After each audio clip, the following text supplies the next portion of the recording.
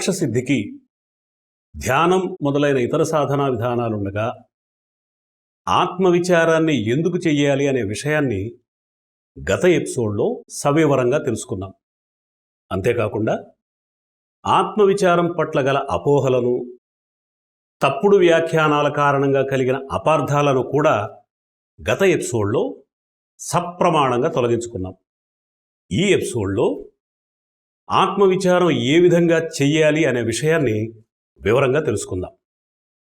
ఇది ఉపదేశసారంలోని అతి ముఖ్యమైన అంశం కనుక దీనిని శ్రద్ధాసక్తులతో వినవలసినదిగా మనవి చేస్తున్నాను. ఒక సందర్భంలో ఒక రమణ భక్తుడు రమణ మహర్షిని అహంకారాన్ని ఏ విధంగా నాశనం చేయాలి అని ప్రశ్నించడం జరిగింది. అందుకు రమణ మహర్షి ఈ విధంగా జవాబిచ్చారు. అహంకారాన్ని అన్వేషిస్తే అహంకారమంటూ ఏమీ లేదని గ్రహిస్తావు. అహంకారాన్ని నాశనం చెయ్యటానికి ఇదే సూటి మార్గం. యోగ వాసిష్టం నిర్వాణ ప్రకరణంలో వశిష్ఠ మహర్షి ఈ విధంగా అంటారు. నాహంత్వం లభ్యతే సాధో బుద్ధ్యాలోకే నిరీక్షితం. ఓ సాధూ, విచారించి చూస్తే బ్రహ్మమునందు నేను అనే భావం ఉండదు. దీనిని బట్టి గ్రహించవలసిందేంటంటే, నేను అనే భావాన్ని నాశనం చెయ్యాలంటే దాని మూలాన్ని వెతకాలి. అదెలాగో తెలియాలి అంటే వు అనే పేరుగల చైనా చక్రవర్తి జీవితంలో జరిగిన ఒక యథార్థ సంఘటనను గురించి తెలియాలి. చైనాను పరిపాలించిన చక్రవర్తులలో వు ఒకడు. మంగోలియా, కొరియా, ఇండియా తప్ప దాదాపుగా ఆసియా అంతా ఈయన ఏలుబడిలోనే ఉండేది. ఈయన బుద్ధుని బోధనల పట్ల బాగా ప్రభావితుడయ్యాడు. ముఖ్యంగా నేను అనే భావాన్ని నాశనం చేయడమే నిర్వాణం అనే సూటి మాట ఆయనను బాగా ఆకట్టుకుంది. అయితే దానిని ఏ విధంగా నాశనం చేయాలో ఆయనకు తెలియదు. అందువల్ల ఆ విషయాన్ని గురించి కొందరు బౌద్ధ సన్యాసులను అడిగాడు. కానీ వారంతా పుస్తక పండితులే తప్ప అనుభవ జ్ఞానులు కాదు. అందువల్ల ఆ విషయంలో వారు ఏమీ చేయలేకపోయారు. సరిగ్గా ఆ సమయంలోనే మరో బుద్ధుడుగా కీర్తించబడుతూ ఉన్న బోధిధర్మను గురించి చక్రవర్తికి తెలిసింది. బోధిధర్మను దర్శించి తన సమస్యను విన్నవించాడు చక్రవర్తి. ఆయన ప్రార్థనను మన్నించిన బోధిధర్మ మరుసటి రోజు బ్రహ్మీ ముహూర్తంలో తనను కలవమని చక్రవర్తికి చెప్పాడు. మరుసటి రోజు తెల్లవారుజామునే తన వద్దకు వచ్చిన చక్రవర్తితో బోధిధర్మ ఈ విధంగా అన్నాడు. నా ఎదురుగా కూర్చుని కన్నులు మూసుకో. నేను అనే భావన నీలో ఎక్కడ ఉందో వెతికి పట్టుకొని నాతో చెప్పు. అప్పుడు నేను దాన్ని అంతం చేస్తాను. వెంటనే చక్రవర్తి బోధిధర్మ ఎదురుగా కళ్ళు మూసుకుని కూర్చుని దానికోసం వెతకసాగాడు. సమయం గడుస్తోంది.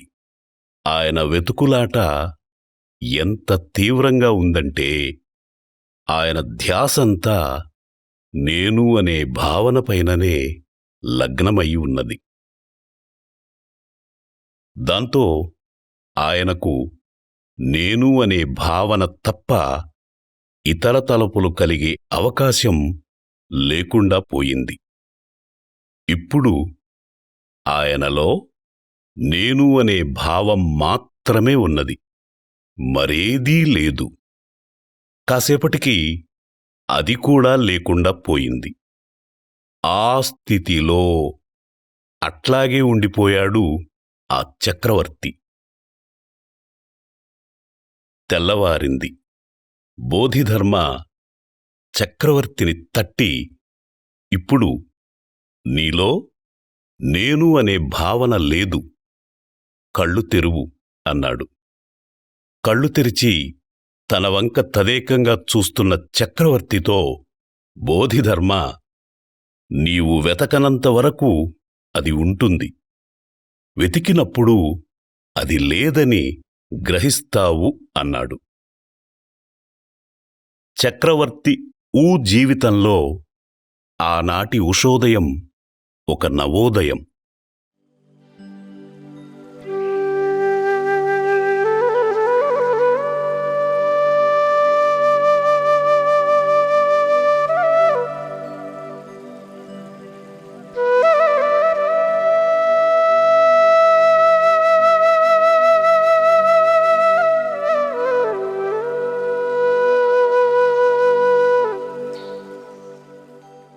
ఆనాటి తన అనుభవాన్ని మరణానంతరం తన సమాధిపై సువర్ణాక్షరాలతో ఈ విధంగా లిఖించమని తన అనుచరులను ఆదేశించాడు ఆ చక్రవర్తి.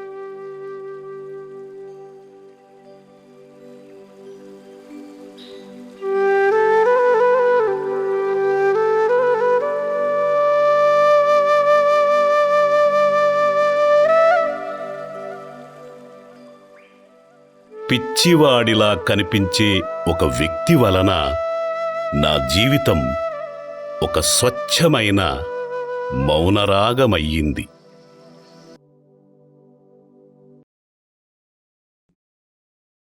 దీనిని బట్టి అహంకారాన్ని అన్వేషిస్తే అది నశిస్తుందని తెలుస్తుంది. ఇప్పుడు దానిని ఏ విధంగా అన్వేషించాలో తెలుసుకుందాం. నేను అనే భావాన్ని అన్వేషించడం అంటే అది ఎక్కడి నుండి పుడుతుంది, దేని మూలంగా కలుగుతుంది అని పరిశీలించాలి. ఇదే రమణ మహర్షి బోధించిన ఆత్మవిచారణ విధానం. ఈ పరిశీలన చేయాలంటే ముందుగా నేను అనే భావాన్ని పట్టుకోవాలి.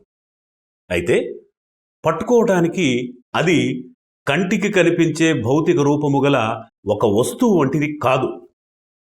సుఖం, దుఃఖం, సంతోషం, ఆనందం మొదలైన అనుభూతుల వలనే అది కూడా ఒక అనుభూతే. అందువల్ల దానిని అనుభూతి చెందుతూనే పట్టుకోవాలి. అది ఎలాగో తెలియజేస్తాను, దయచేసి సావధానంగా వినమని మనవి. ఈ సాధన కోసం నిశ్శబ్ద వాతావరణం అత్యవసరం.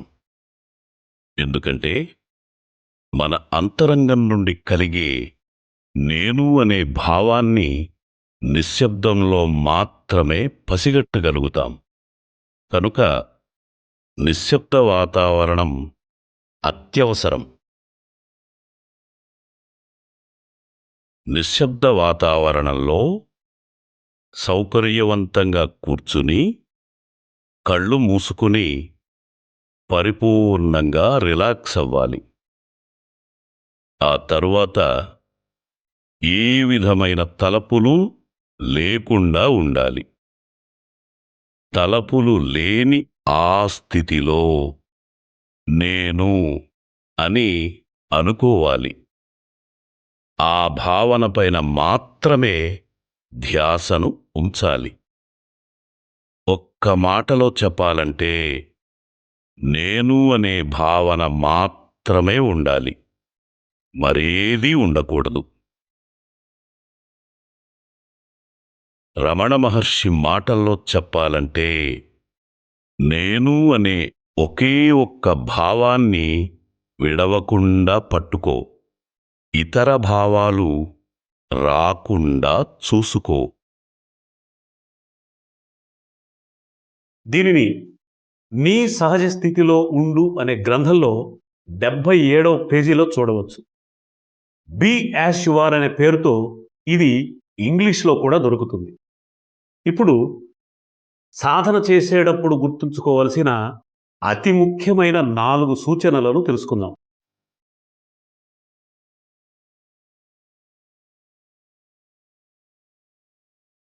సాధనా సమయంలో నిద్ర వచ్చే అవకాశం ఉన్నది. కనుక నిద్రకు లోనైతే చన్నీటితో ముఖం కడుక్కుని ఆ నిద్రమత్తు వదిలేదాకా అటూ ఇటూ నడచి తిరిగి సాధన చెయ్యాలి. అంతేగాని ఆ నిద్రమత్తుతోనే సాధన చెయ్యకూడదు.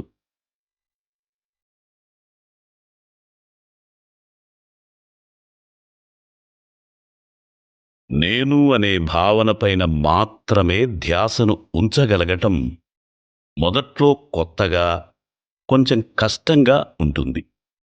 అయితే అభ్యాస బలంతో దీనిని అధిగమించవచ్చు.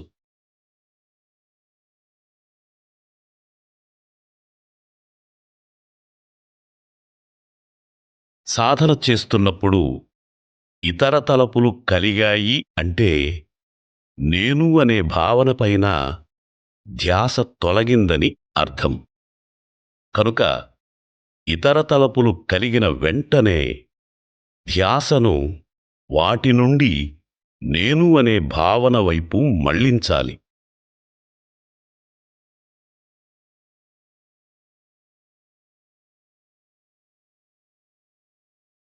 సాధనా సమయంలో ఇతర తలపులు కలిగితే వాటిని నిరోధించటానికి ఎంత మాత్రం ప్రయత్నించకూడదు. అట్లా చేస్తే ధ్యాస వాటిపైన ఉంటుందే తప్ప నేను అనే భావనపైన ఉండదు.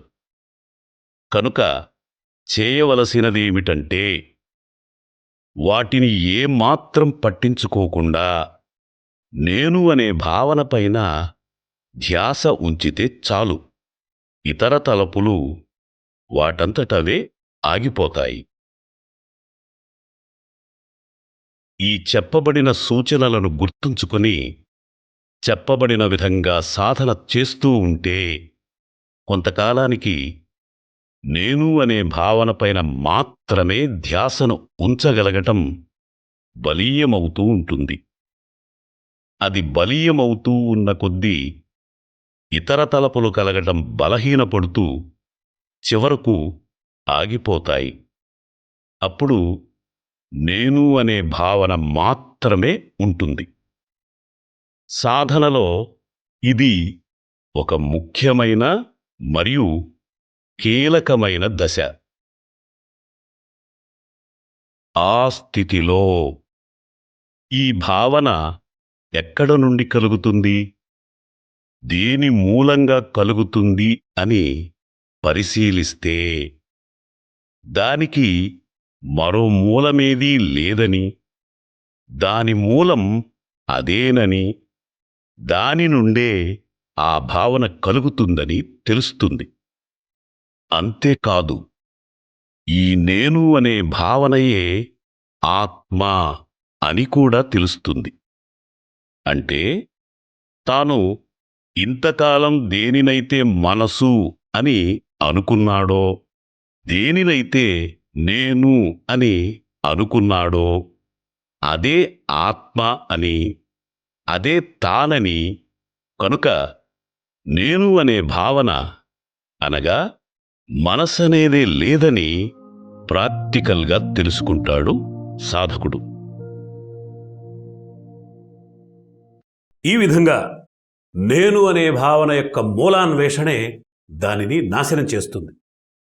రమణ మహర్షి మాటల్లో చెప్పాలంటే చితిని కాల్చటానికి ఉపయోగించే కట్టె చితిని కాలుస్తూ అది కూడా కాలి బూడిదవుతుంది.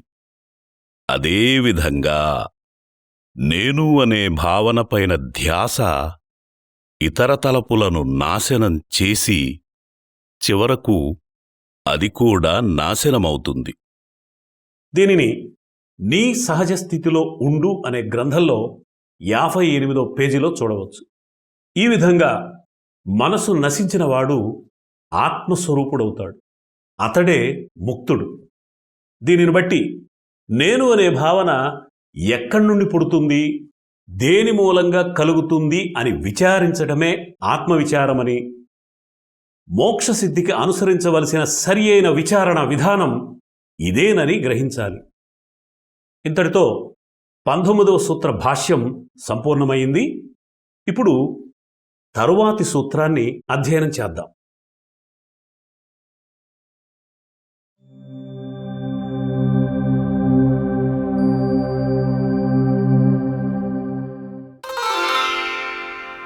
అహమి నాశభాజీ అహమహం తయా స్ఫురతి హృత్స్వయం పరమపూర్ణ సత్. నేను అనే భావన నశించినప్పుడు, అనగా మనసు నశించినప్పుడు, అన్నిటికంటే గొప్పది, ఏమాత్రం వెలితి లేకుండా అంతటా నిండినది, ఉన్నది అయినట్టి ఆత్మ నేను నేను అంటూ తనంతట తానే స్ఫురిస్తుంది. ఇది ఈ సూత్రభావం. ముందుగా సూత్రంలోని మొదటి అంశాన్ని తెలుసుకుందాం.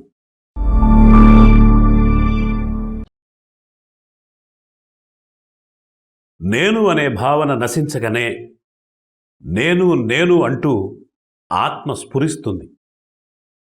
ఈ విధంగా చెప్పగానే నశించే నేను, స్ఫురించే నేను అని రెండు నేనులున్నాయని, అవి రెండూ వేరువేరని అనుకునే అవకాశం ఉంది. నిజానికి రెండు నేనులు లేవు, ఉన్నది ఒకే ఒక్క నేను. అంతేకాదు, మనసు నశించటం అనేదే జరగదు. ఎందుకంటే మనసు అనేది ఉంటేనే కదా నశించటం అనేది జరగటానికి. ఈ కన్ఫ్యూజన్ తొలగిపోవాలంటే ముందుగా మనసు నశించటం అంటే ఏంటో తెలియాలి.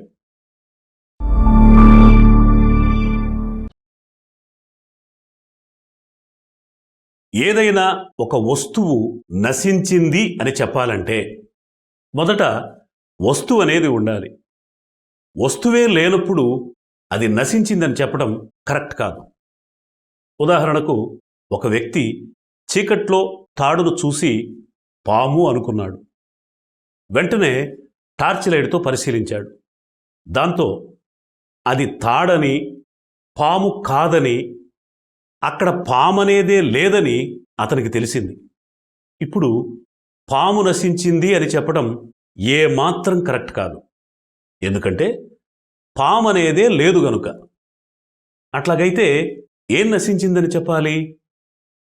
తాడును పాము అనుకోవటం అనే భ్రమ నశించిందనే చెప్పాలి. ఈ విధంగా చెప్పడమే కరెక్ట్. ఇదే విధంగా ఆత్మను మనసుగా భావిస్తాడు సాధకుడు. ఆత్మవిచారణతో ఉన్నది ఆత్మ ఒక్కటేనని, అదే తానని, మనసు కాదని, అసలు మనసనేదే లేదని తెలుసుకుంటాడు. ఇప్పుడు మనసు నశించింది అని చెప్పడం ఏమాత్రం కరెక్ట్ కాదు. ఎందుకంటే మనసు అనేదే లేదు గనుక. అట్లాగైతే ఏం నశించిందని చెప్పాలి? ఆత్మను మనసుగా భావించటం అనే భ్రమ నశించిందనే చెప్పాలి. ఈ విధంగా చెప్పడమే కరెక్ట్. మనసు నశించటం అంటే ఇదే. ఈ విధంగా ఆత్మను మనసుగా భావించటం అనే భ్రమ నశించడంతో మొదటి నుండి నేను నేను అంటూ తనకు కలుగుతూ ఉన్న భావన ఏదైతే ఉందో, దేనినైతే మనసుగా భావించాడో, దేనిపైనైతే ధ్యాసను ఉంచి సాధన చేశాడో, అది నిత్యము, సత్యము, శాశ్వతము, పరబ్రహ్మ స్వరూపము అయినట్టి ఆత్మస్ఫురణయేనని, అదే తానని తెలుసుకుంటాడు సాధకుడు. అందుకే నేను అనేదే బ్రహ్మమంటున్నాయి ఉపనిషత్తులు. నేను అనేదే నిత్యం, అదే సత్యం అనేవారు దత్తాత్రేయులు వారు. నేను అనేదే బ్రహ్మమురా అనేవారు శ్రీ పోతులూరు వీరబ్రహ్మేంద్ర స్వాముల వారు. నేను అనేది భగవంతుని తొలినామం అనేవారు రమణ మహర్షి. ఇప్పుడు సూత్రంలోని తరువాతి అంశమైన ఆత్మ తనంతట తానే స్ఫురిస్తుంది అనే విషయాన్ని తెలుసుకుందాం.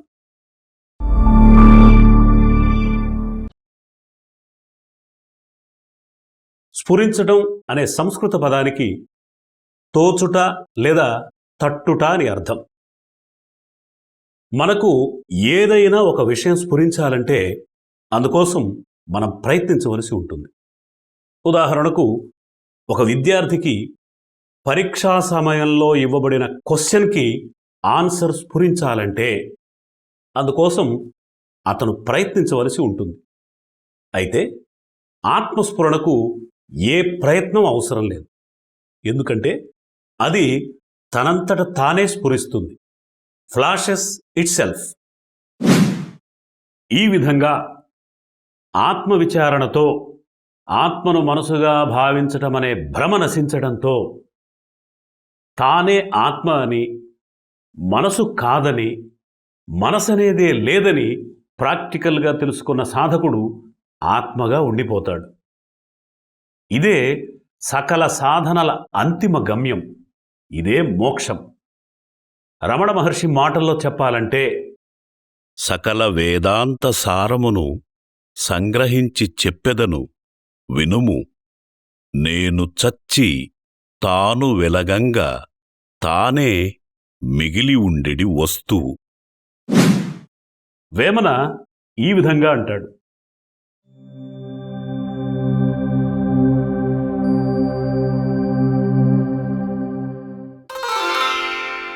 తానౌట దెలిసి మదినొక తానును లేకుండుటెల్ల తను దానెరిగి పరిణమించిన మానవులకు ముక్తిగలదు మహిలో వేమా.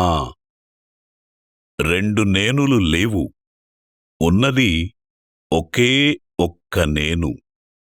అదే ఆత్మ, అదే నేను అని తెలుసుకున్న మానవులకు ఈ లోకంలోనే ముక్తి కలుగుతుంది. ఈ సందర్భంలో ఒక విషయాన్ని ప్రత్యేకించి చెప్పాలి. అదేంటంటే, జీవన్మృతుడే జీవన్ముక్తుడు. అదెలాగో తెలుసుకుందాం.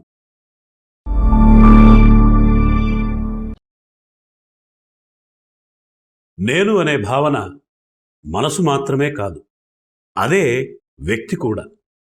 కనుక అది నశించటం అంటే ఒక విధంగా వ్యక్తి మరణించటమే అవుతుంది. ఈ ప్రకారం నేను అనే భావం నశించినవాడు జీవన్మృతుడుగా, అనగా జీవించి ఉండగానే మరణించినవాడుగా చెప్పబడతాడు. మరో విధంగా చెప్పాలంటే మరణానికి ముందే మరణించినవాడుగా చెప్పబడతాడు. ఇతడే ముక్తుడు. అందుకే కబీర్ ఈ విధంగా అంటాడు.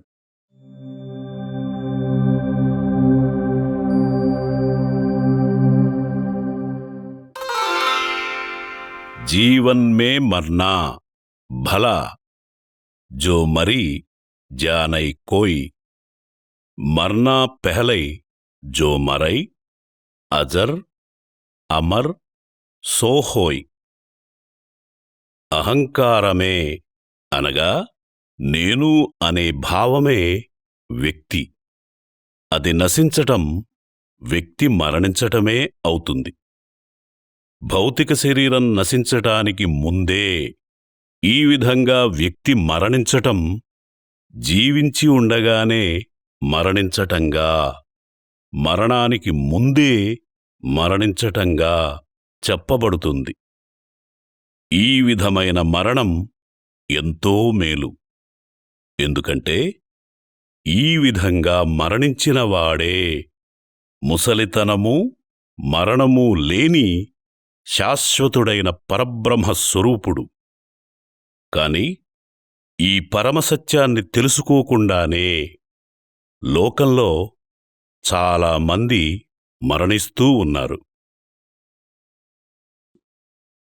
దీనిని బట్టి జీవన్మృతుడే జీవన్ముక్తుడని గ్రహించాలి.